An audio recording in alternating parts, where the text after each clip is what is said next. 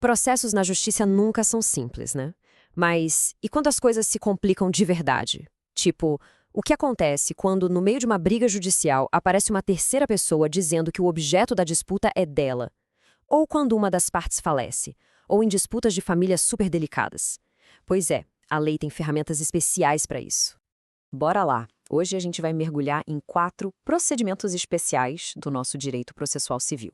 Pensa neles como um kit de ferramentas, sabe? Feito sob medida para lidar com algumas das situações mais cabeludas que podem aparecer num processo. Então, para começar, vamos imaginar um cenário que parece até de novela. Duas pessoas estão lá brigando na justiça por um bem que, no fundo, não é de nenhuma delas. E aí, como é que resolve isso? Olha só este exemplo. O Pedro e a Joana estão num processo para decidir quem é o dono da Fazenda Felicidade. Só que aí aparece a Karine com um testamento na mão, provando que a fazenda na verdade é dela. E agora?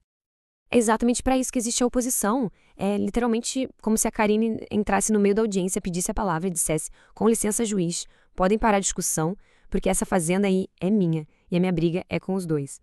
E o mais inteligente aqui é a eficiência do sistema. Em vez de começar um processo novo do zero, essa oposição entra no caso que já está rolando. O juiz então analisa tudo junto e dá uma única sentença para resolver a vida de todo mundo. Super prático, né? Bom, vamos seguir em frente e ver como a lei lida com outra complicação bem séria. O que acontece quando alguém que faz parte de um processo judicial acaba falecendo? Será que o processo simplesmente morre junto com a pessoa? Ou existe um jeito de continuar a disputa? A resposta é que ele pode continuar. E a ferramenta para isso se chama habilitação. É o procedimento que permite que os herdeiros, os sucessores daquela pessoa, entrem no processo para assumir o lugar dela e levar o caso até o fim.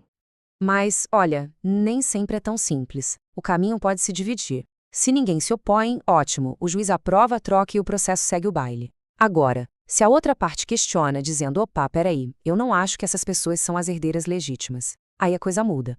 O processo principal fica em pausa e o juiz precisa primeiro resolver essa nova treta da herança para depois continuar o caso original.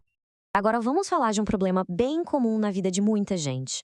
Como cobrar uma dívida quando existe uma prova por escrito, tipo um e-mail ou uma mensagem, mas não um contrato formal todo bonitinho? Pensa num valor, digamos, R$ 10.000. A pessoa tem um e-mail onde o devedor confessa a dívida, ou então uma nota fiscal, mas não é o que o direito chama de título executivo, sabe? Não é um cheque, uma nota promissória, um contrato com 2 testemunhas, que já permitiria uma cobrança bem mais direta. Para essas situações, existe a ação monitória. Ela é basicamente um atalho na justiça, um caminho mais rápido para quem tem essa prova escrita conseguir uma ordem de pagamento do juiz. E funciona assim: uma vez que o juiz dá a ordem de pagamento, o devedor é notificado e o relógio de 15 dias começa a contar. Daí ele tem 2 opções bem claras: ou paga a dívida e encerra o assunto, ou apresenta uma defesa para discutir o valor ou a existência dessa dívida. E aqui vem o pulo do gato. Se o devedor quiser contestar o valor, não adianta só falar, esse valor está errado. A lei exige que ele diga qual é o valor que ele acha correto e, mais importante, apresente o cálculo de como chegou nesse número.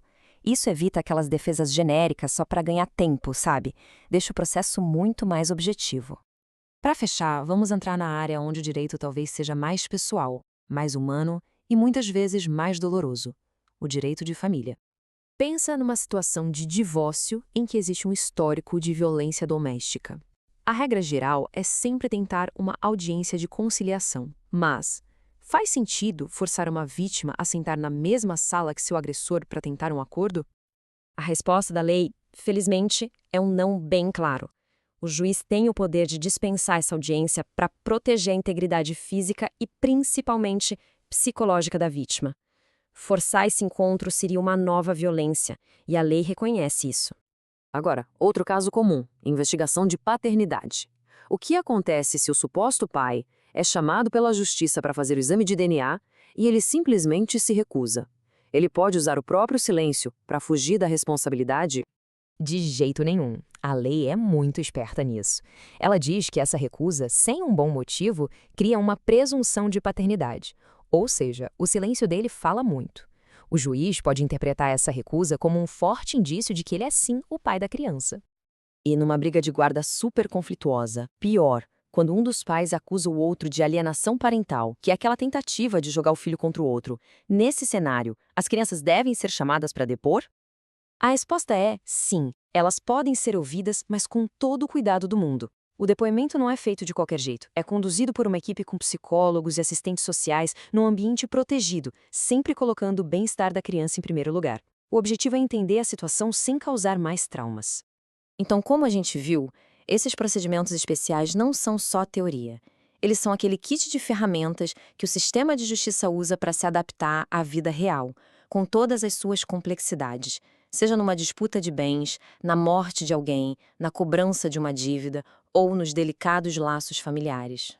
Isso tudo nos deixa com uma reflexão, né? Fica claro o desafio gigantesco que é para o direito criar regras que sejam claras e justas para todo mundo, mas que ao mesmo tempo consigam ser flexíveis o suficiente para lidar com a bagunça imprevisível e muitas vezes dolorosa que é a vida de cada um de nós.